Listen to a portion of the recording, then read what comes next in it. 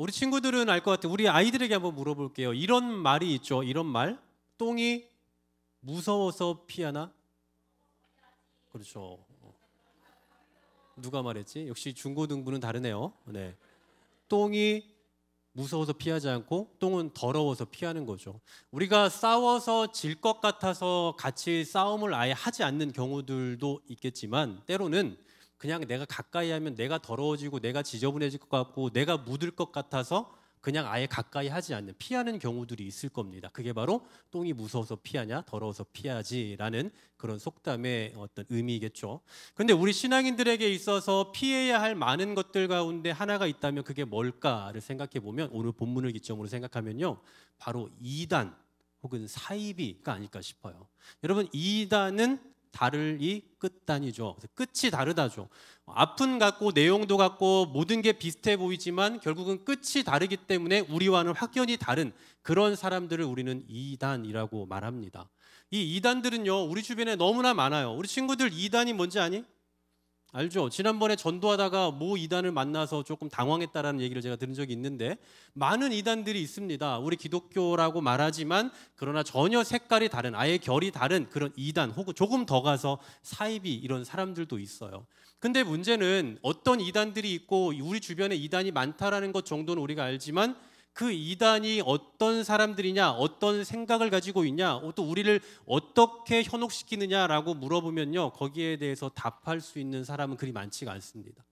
이단이 많다는 건 알지만 그 이단이 어떤 사람들인지에 대해서 설명하기는 너무나 힘들다라는 거죠. 왜냐하면 실제로 이단들은 우리에게 정말 달콤한 이야기들을 합니다. 아주 친한 척, 진리인 것처럼 이것을 하지 않으면 이것을 따르지 않으면 당신은 망합니다라는 형태로 우리에게 다가와요.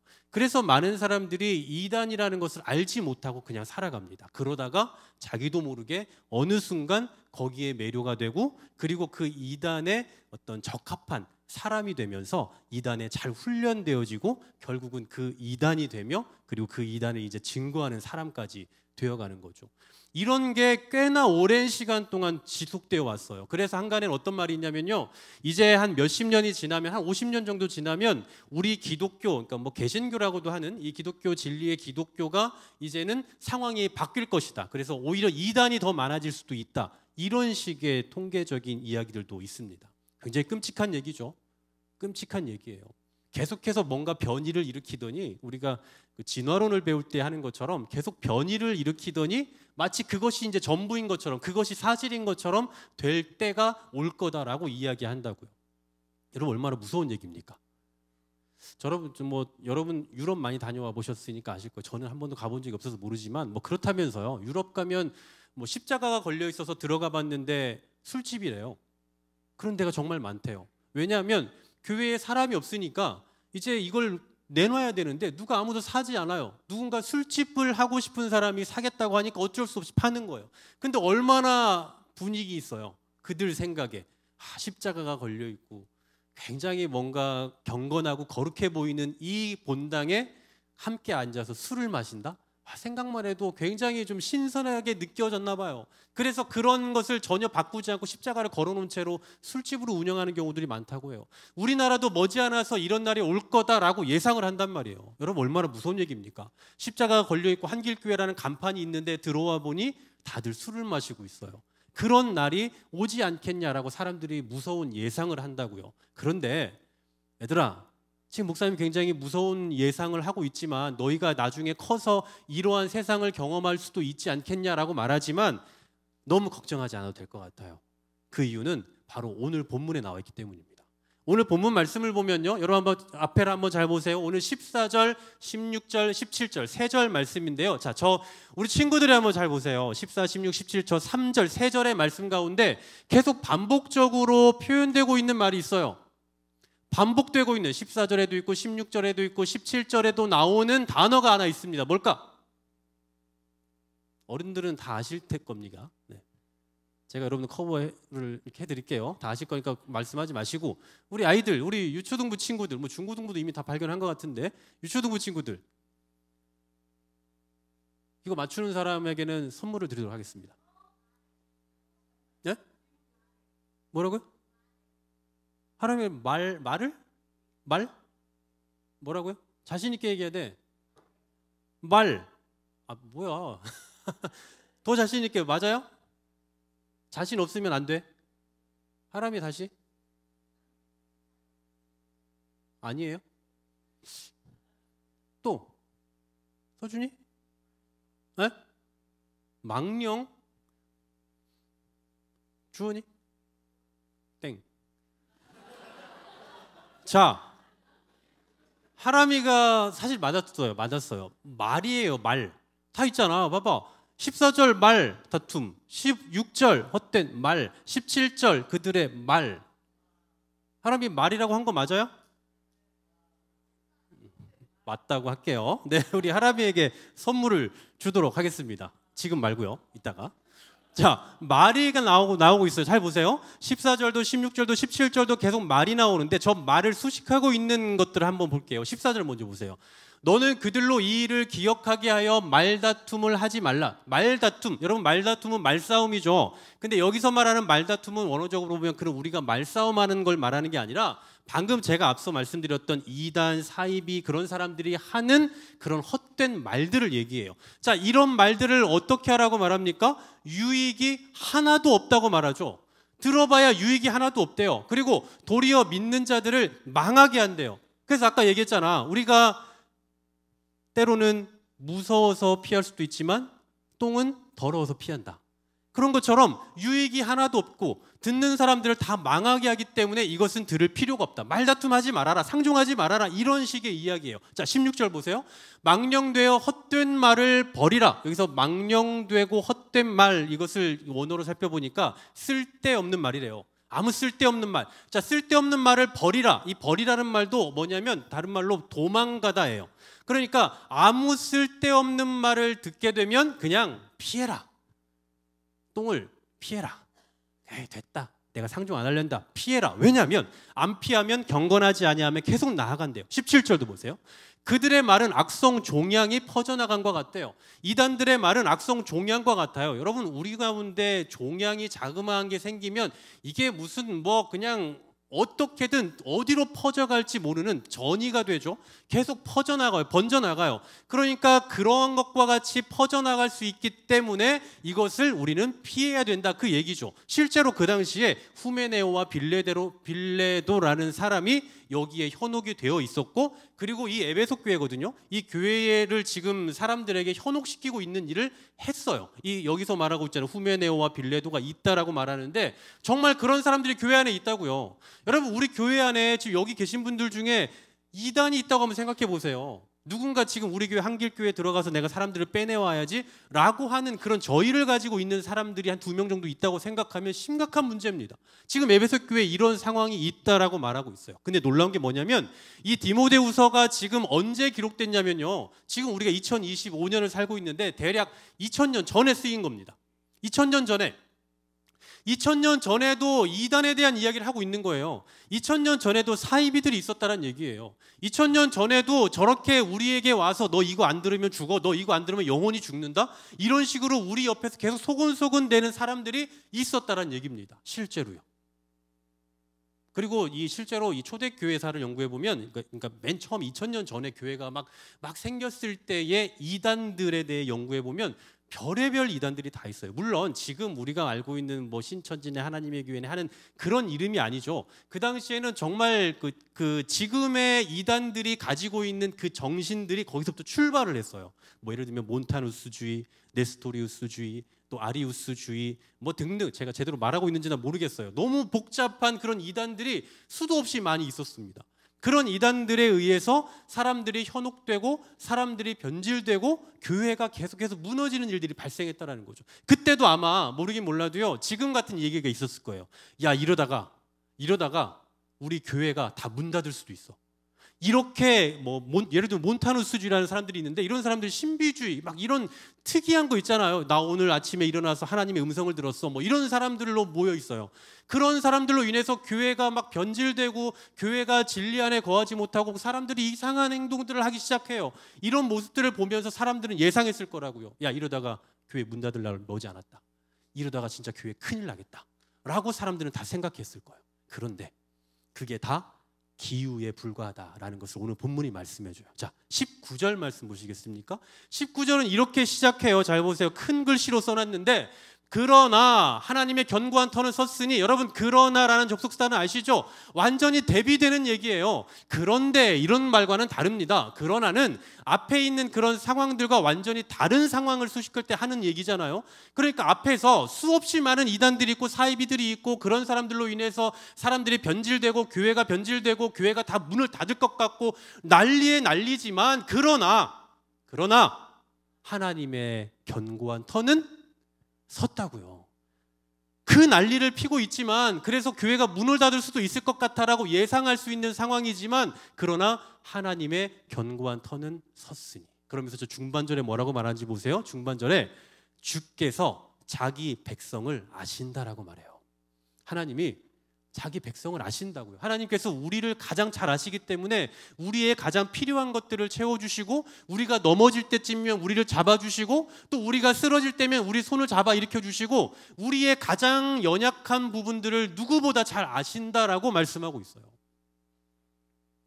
여러분, 우리 집에는 저와 똑같이 생긴 자녀 둘이 있습니다. 이주원, 이지아라는 아이가 있는데요. 이 아이들은 정말 용감한 아이들이에요. 아주 용감합니다. 여기 있으니까 제가 용감하다고 말을 해야죠.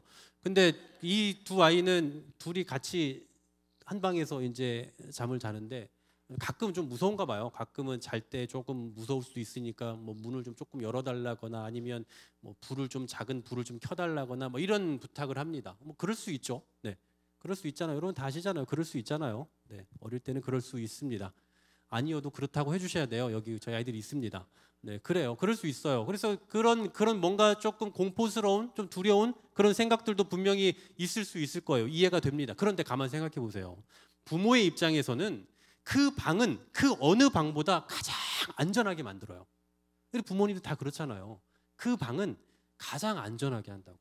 우리 최진호 집사님네 집에 가 보니까 우리 온이라 둘이 막 뒹굴면서 자던데, 그 집은 잘 모르겠어요. 어떻게 얼마나 안전하게 해놨는지 잘 모르겠지만 그 둘이 너무 이렇게 편안하게 뒹굴면서 살더라고요. 어쨌든 기본적으로 아이들을 기르고 아이들을 키우는 집에서 아이들이 쓰는 방은요, 가장 안전하게 꾸미려고 합니다. 혹시 침대에서 떨어지지 않을까? 떨어져도 크게 다치지 않게 하기 위해서 뭔가 또 보호 장치를 한다거나, 아니면 뭐 어른들은 그냥 옛날에 침대 위에 전기장판을 켜고 자고 하지만, 아이들은 뭐 전자파에 노출되지 않게 하기 위해서, 혹은 또 뭐 화재 위험을 줄이기 위해서 요즘 탄소 매트 이런 거 나오거든요. 또 그런 것들을 깔아주기도 하고, 혹시나 춥지 않을까, 또 덥지 않을까, 이런 것들을 최대한 다 고려를 해요. 다 그러시죠? 제가 좀 과한가요?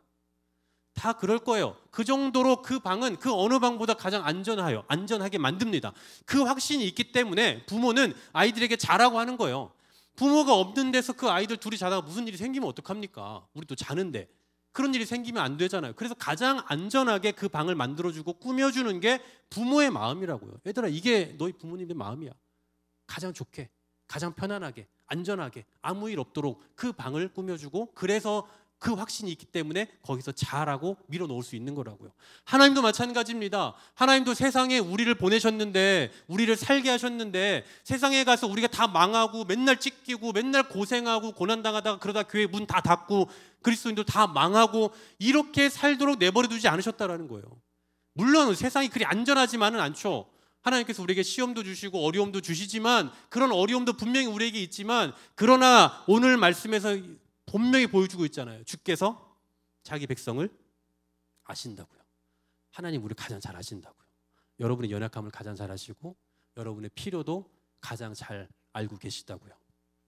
사랑하는 여러분, 살다 보면 정말 위험한 일도 있고요. 그리고 풀리지 않는 일도 있고요. 그리고 넘어질 때도 분명히 있습니다. 그런데 오늘 19절 말씀, 그러나 이 접속사를 여러분 잊지 않으셨으면 좋겠어요. 우리가 넘어질 수 있습니다. 그러나 하나님께서 우리 잡아주실 겁니다.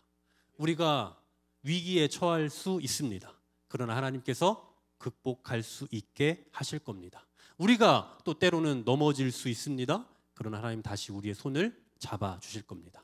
이 폐역한 세상 속에서, 이 어두운 세상 속에서 교회가 다 문 닫아버릴 것 같고, 또 우리 그리스도인들이 세상에 살아가면서 다 넘어지고 다 쓰러지고 신앙 다 버릴 것 같은 이런 세상인 것처럼 보이지만, 그러나 하나님의 터는 너무나도 견고히 서 있기 때문에 하나님께서 우리의 삶을 지키시고 보호해 주시고 인도해 주실 것이다 라는 사실을 믿으시기를 소망합니다. 많은 어른들이 그런 걱정들을 하세요. 요즘에 이 세상 보면, 아이들 보면, 요즘 다음 세대들 보면, 야 어떻게 쟤네는 저러냐, 우리 땐 저런 거 없이도 정말 잘 살았는데 요즘 애들은 왜 저러냐, 요즘 젊은 사람들은 왜 이러냐 라고 걱정들을 많이 하십니다. 언제나 다음 세대 걱정하고 이 나라를 걱정하고 항상 그렇게 생각하세요. 또 가정에서 지금 5월 가정의 달인데 우리 가정 속에서도 이런 고민들이 많죠. 우리 자녀들 보면 아이고 쟤 결혼해야 되는데, 아이고 쟤 취업해야 되는데, 아이고 쟤 사업이 좀 잘 돼야 되는데, 이런 걱정들 얼마나 많습니까? 어린 자녀들을 둔 부모님 같으면 아이고 우리 애가 맨날 게임만 하고 있으니 어떡하나, 아이고 저 게임만 맨날 하고 있네. 아니에요. 왜 자꾸 눈길이 절로 가지? 아이고 어떡하나, 공부 더 열심히 해야 되는데, 영어 단어도 하나 더 외워야 되는데, 얘 어떡하나, 얘 앞으로 미래 어떡하나, 이런 생각들을 분명히 하실 거예요. 그런데 19절, 그러나 하나님의 터는 견고하게 서 있습니다. 그리고 주께서 그 자기 백성을 가장 잘 알고 계세요. 우리가 넘어지도록, 그냥 우리가 쓰러지도록, 그냥 우리가 망하도록 하나님 그냥 두시지 않고 우리를 가장 잘 아시는 주님께서 우리를 인도해 주시고 우리를 살리시고 다시 일어서게 하실 것이다 라는 사실입니다. 오늘 말씀의 제목 걱정 말아요 그대예요. 여러분 아실 만한 분은 다 아실 겁니다. 2004년 들국화라는, 우리 친구들은 모르겠지만 가수죠. 네, 그 팀에서 불렀던 곡이에요. 그런데 이것이 2015년에 응답하라 1998에서 OST로 발매되며 또 굉장히 선풍적인 그 인기를 끌기도 했죠. 자, 가사를 보시면 부르고 싶습니다. 어쨌든 뭐 그대여 걱정하지 말아요로 시작해요. 그러면서 이런 얘기를 해요. 결국은 지나간 것은 다 지나간 대로 그런 의미가 있다. 그러면서 가장 마지막에 이런 얘기를 해요. 우리 다 함께 노래합시다. 저는 이걸 딱 이렇게 해석돼요. 그대여 걱정하지 마세요. 그리고 그냥 노래나 부르세요. 아무 걱정하지 말고 그냥 노래나 불러요. 뭐하러 걱정해요? 문제 없는데. 지금 좀 문제 있는 것 같지만 시간 지나면 다 괜찮아요. 그냥 노래나 불러요. 그냥 즐기세요. 이런 얘기거든요. 이것을 저는 물론 이제 이게 찬양이 아니지만 제가 부르기도 뭐하고 뭐 틀기도 뭐하지만, 그런데 생각해 보면 하나님께서 자기 백성에게 이렇게 말씀하시지 않을까라는 생각을 해보는 거예요. 걱정하지 말아라. 걱정 말아요 그대. 그냥 너는 노래해. 그냥 너는 살아. 걱정하지 마. 지나간 것도 다 지나간 대로 다 의미가 있고 지금 네가 겪는 고난도 다 의미가 있어. 그러니까 그냥 살면 돼. 그냥 가. 그냥 걸어가. 괜찮아. 걱정 말아요. 라고 말씀하시는 것처럼 들린다라는 거죠. 여러분 오늘 이것이 약간 가요라서 조금 우리에게 뭔가 이런 거 뭐 해도 되나? 뭐 이렇게 생각하실 수 있지만 어쩌면 하나님께서 오늘 우리에게 걱정하지 말아라. 내가 널 책임지겠다. 라고 말씀하시는 그런 음성으로 들려줬으면 좋겠습니다. 하나님께서 우리를 지키실 수 있는 이유, 우리를 도우실 수 있는 이유, 우리를 망하지 않게 하실 수 있는 그 이유는 우리를 가장 잘 아시기 때문이에요. 그 사실을 기억하시면서 이 세상, 이 힘든 세상, 어려운 세상, 또 험난한 세상 살아가시면서 무너지지 않고 쓰러지지 않고 끝까지 견고하게 살아가시는 저와 여러분 될 수 있기를 주의 이름으로 간절히 소망합니다.